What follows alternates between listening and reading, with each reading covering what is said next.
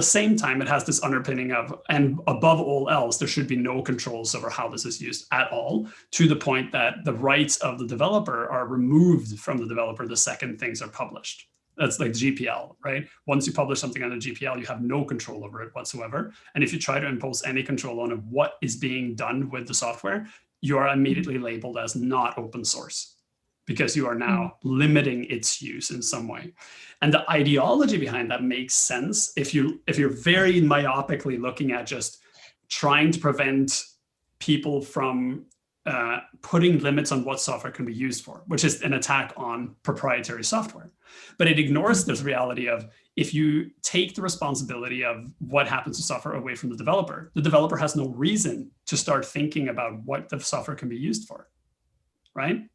If you make, I'm trying to think of a practical example that would actually make sense. Like, if you make a water boiler to boil water that has no, that like leaves the boiling water out in the open, so there's no lid on it or anything, right? And then a kid burns themselves on it, you will likely get fined heavily. You'll likely end up in court, and you did not do your due diligence, and you did not uphold your duty of care to the user. And there will be repercussions for that, right? In an open source environment, there are no repercussions, because the open source license specifically explicitly says that you cannot limit what is happening, and you have no control over it. Therefore, if something happens, like if the software is used in a way that wasn't intended, or in a way that is harming someone, no one can come back to the developer and say, you should have thought of this, because the developer will just say, hey, but I can't limit its use, right? So why should I even bother trying to limit its use? So it opens the door to this moral relativism, which is really dangerous. It puts developers in this extremely complicated position where, on the one hand, you're expected to develop software for free, or find someone who's willing to pay you to develop the software, but not sell the software, right? So you're completely at the financial whim of other people. Then you have no actual control over what happens. And if you try to control it in any way, the lords of open source will come cracking down on your head immediately for doing so. And you are expected to maintain this software indefinitely without remuneration, out of the goodness of your heart. And this is such a big problem that Wired magazine has actually printed a physical article about it in its most recent issue, because what they're talking about in that article is how there's burnout in the open source community, because the open source developers and designers and workers are not being, they're being treated as machines that just produce code. And there's no difference between a corporation using the software to do something and an individual user just messing around with it in terms of valuing the input from that person, right? So the developer is expected to just keep working, and then out of the goodness of their heart, just magically somehow getting the money that they need to do this. And the result of all that is you get this flashy statement that is used in open source all the time, which is, decisions are made by the people who show up, which is very much a definition of meritocracy. The problem is that idea assumes that the people who should be contributing, the people who have something to contribute, somehow also have the capabilities of doing so. They have the money, they have the time, they have the position, the equipment, the power, and everything to contribute. The reality is that's not true. It's a very small subset of people in the world have the time and money and wherewithal to actually contribute to open source. So instead of getting contributions from the people who have the knowledge and the valuable experience necessary to make open source better, you have a very small subset who actually have the position and power to do so, which is a huge diversity problem. It's a huge just access problem in general. And it's a huge problem of lack of insight into how these things work. There's a book that was published this year. What's his name? Michael Sandel. He says, meritocracy is when people inhale too deeply of their own success, right? It's this idea that because you're successful, you are somehow rightfully so, ignoring the fact that you're probably successful due to a bunch of underlying circumstances you're not aware of. And if you ever find yourself saying the people who don't contribute, their opinions and their needs don't matter because they're choosing not to contribute, you're ignoring the reality of all the other people. So open source needs to go through a fairly robust rethinking of its own history and its own ideology around this idea of who does the work and how do we ensure that the people who do the work actually get remunerated for it, to open the door to everyone so that it's truly open. And that means changing the model. We can no longer have this idea that people will just do the work and then magically they get paid through some sort of system, right? There has to be a system for that. And there has to be governance and oversight and actual ethics built in to say there are certain things we just don't do. We don't build AI Gaydar, even experiment with it, because it'll be used for bad purposes.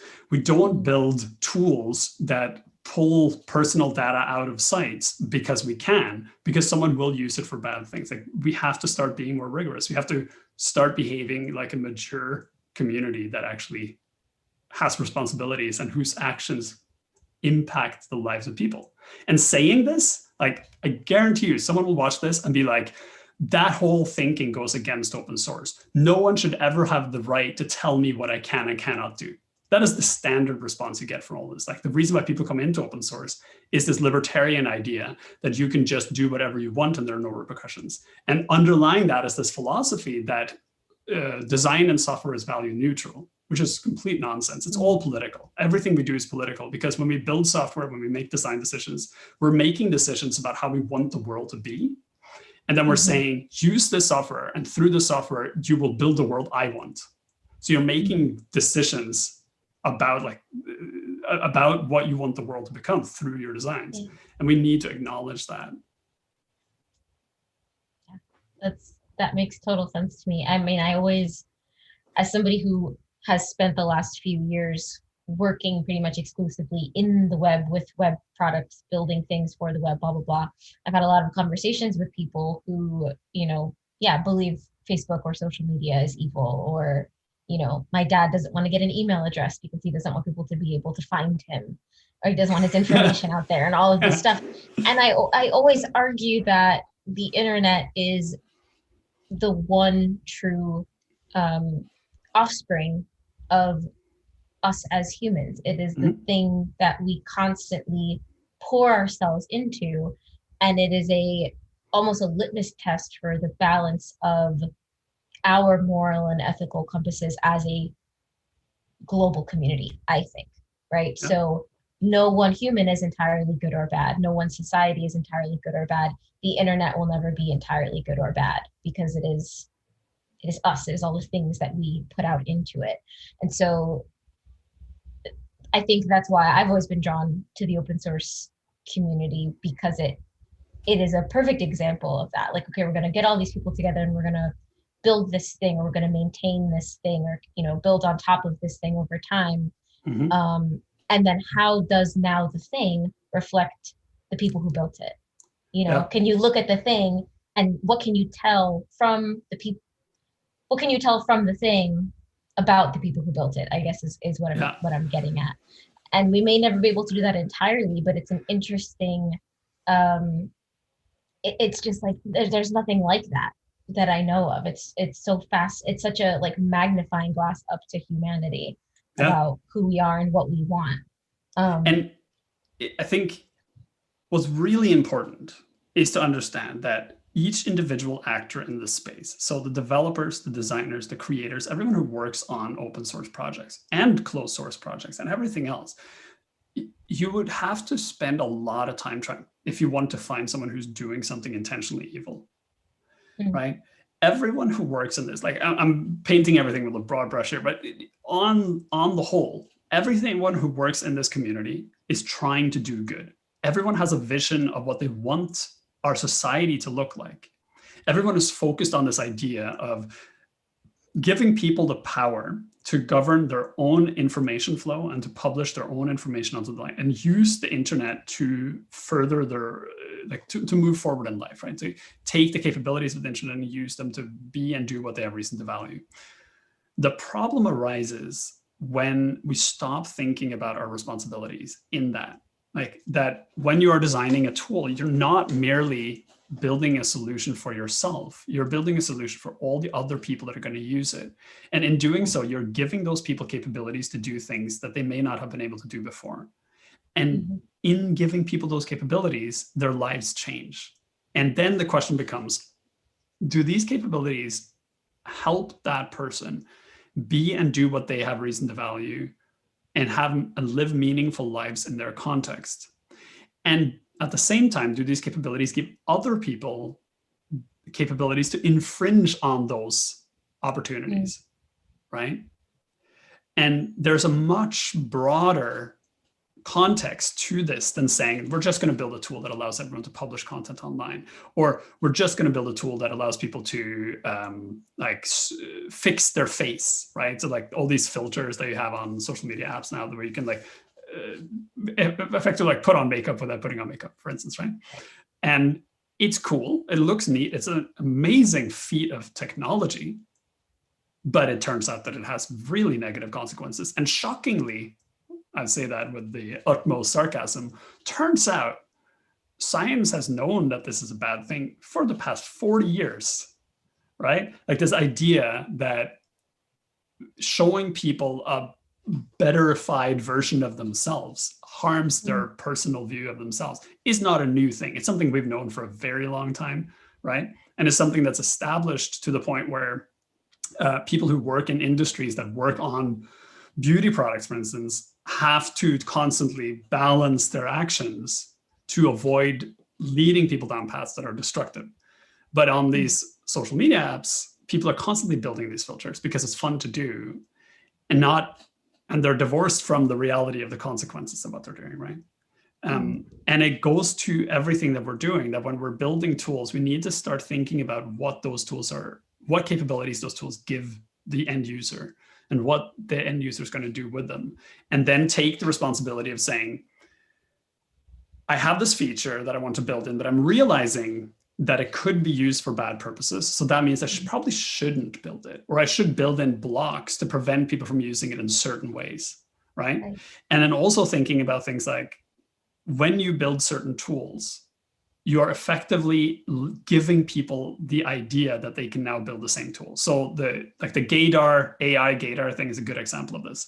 The scientists who built this image recognition tool, and they claim, I don't think it was ever verified, and it sounds highly dubious, but they claim that this AI can just look at photos of people and tell whether or not they are like what sexual preference they have, right? Gay, straight, whatever. Like they have this, and like I read some of the actual study, and I'm like, this sounds so very, very not accurate.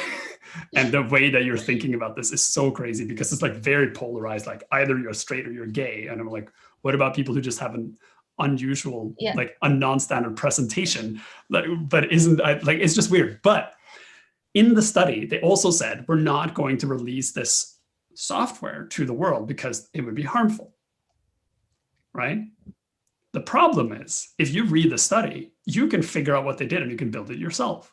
So of course, people are going to build it. And not just that, they're going to build it and sell it to governments in countries where being non-straight is illegal and punishable by up to death, right? And some developer is going to be like, hey, you know, I could build that and earn like $100 million by selling it to some horrible government somewhere.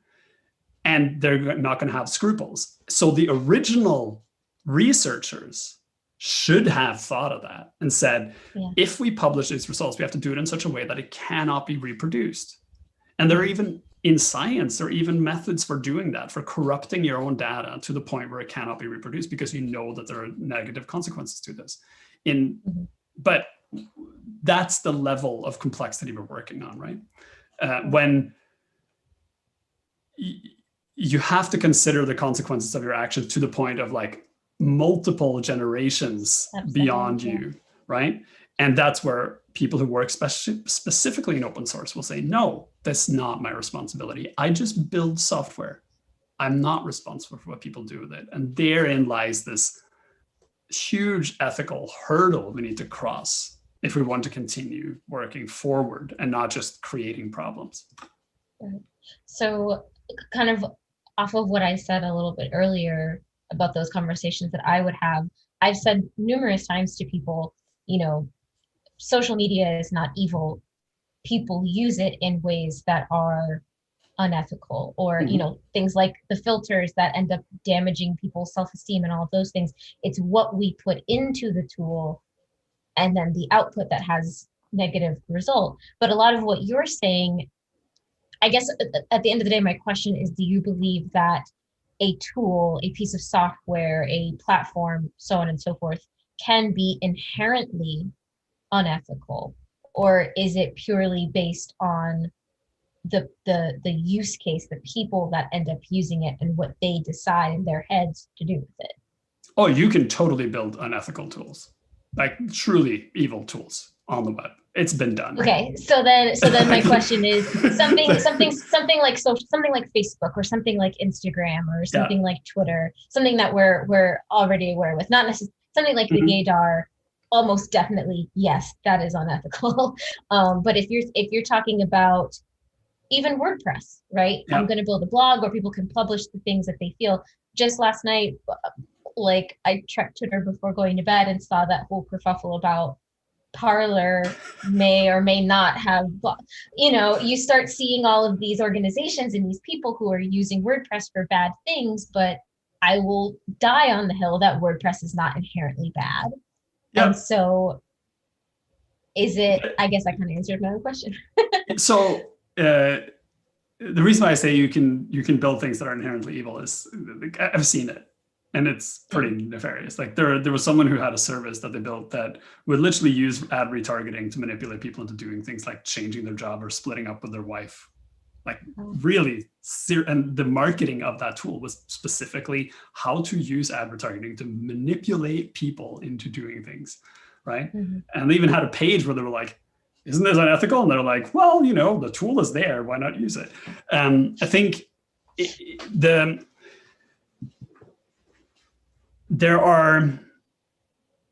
it's important to acknowledge that software can, like any designed tool, can be used for good or bad purposes, right? The classic example is like a knife, right? You can use a knife to cut a slice of bread, or you can use the same knife to do other very bad things. And when you have these discussions, people always say, if you're going to limit what people can do with software, you have to limit what people can do with knives. And I'm sitting there going, yeah, but we do limit what people can do with knives. Like that is such a nonsense argument. Like try going on the bus with a bread knife and see what happens, right? Go to IKEA and look at how they've dull their knives to the point where like I don't know what they do. Like they must grind them against rocks or something because they are completely dull. And if they're not, they put like tape on them. If you go to a shop that sells knives and you start behaving in an odd way, there will be huge people in security equipment suddenly standing very close to you. And they're clearly very, yeah, you can totally try. And it's not a pleasant experience. So this idea that we don't put limits on things that are designed is nonsense. We totally put limit on it. We often have laws about it, right?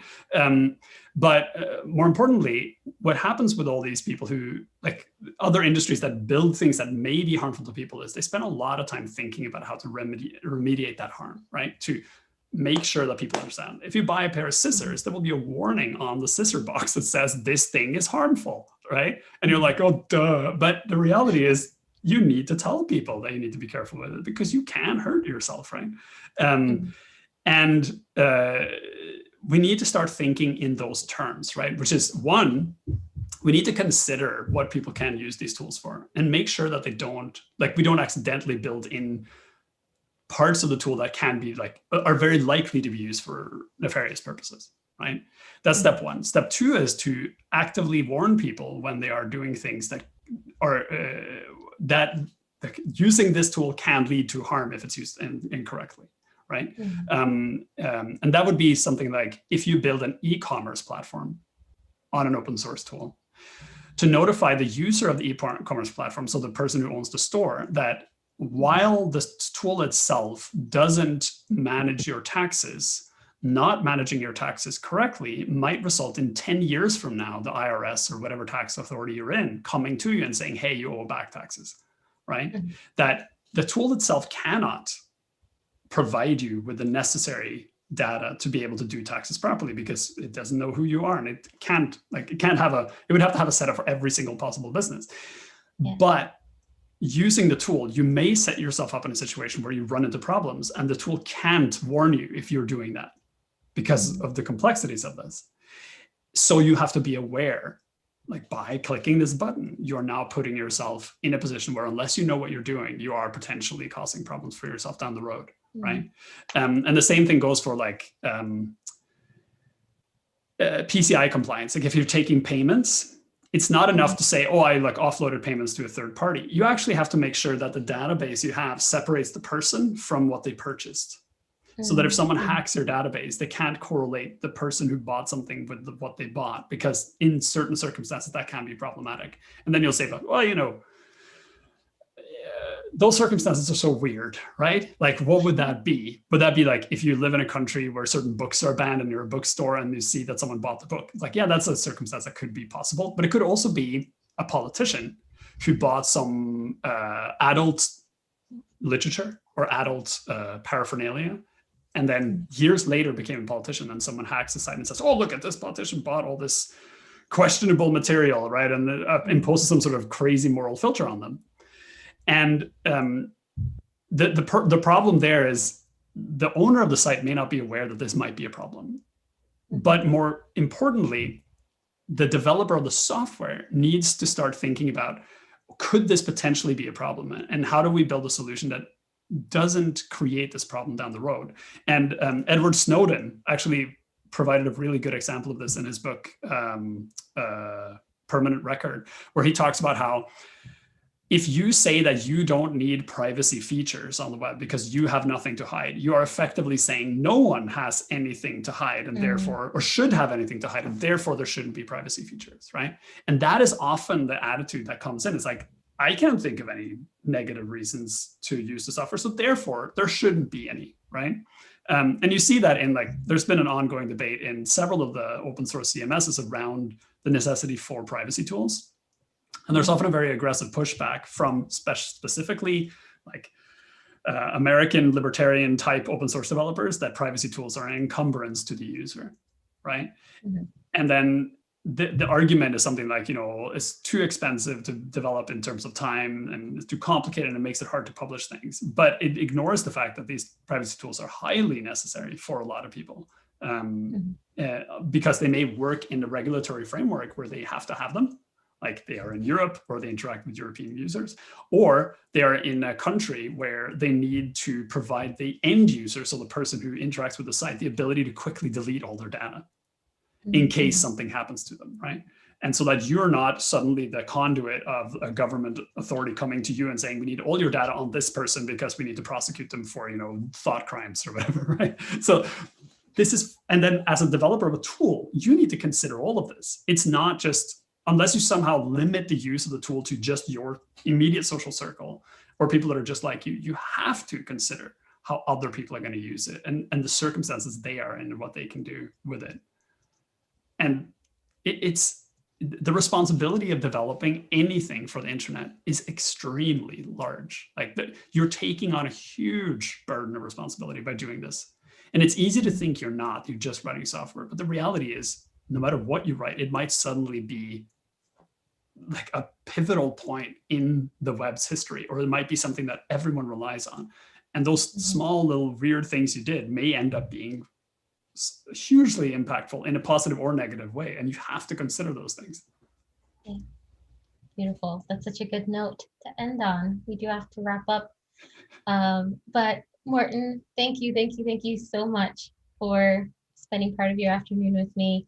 Where can people find you if they want to read more stuff that you've written or ask you more questions about the ethical web? Where can they find you?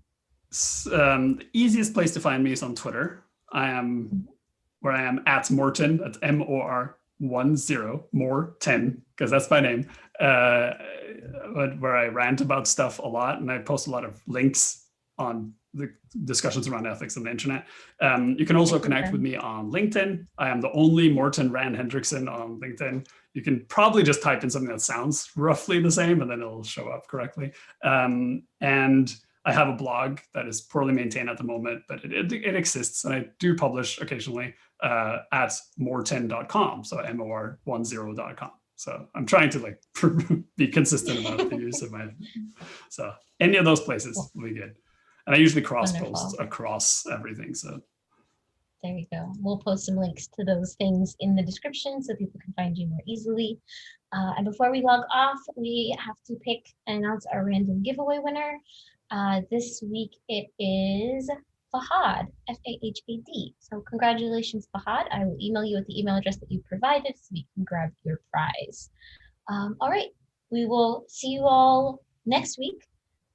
Make sure you go to wpbuffs.com/WP-AMA-series to sign up there and get early access to who the next speaker is, and you can submit your questions earlier than everyone else. Make sure that they get answered. And if you want to find out more about us, go to wpbuffs.com or find us on basically any social media, WPBuffs. Alrighty, that's all. Have a good one, everybody. Bye. All right.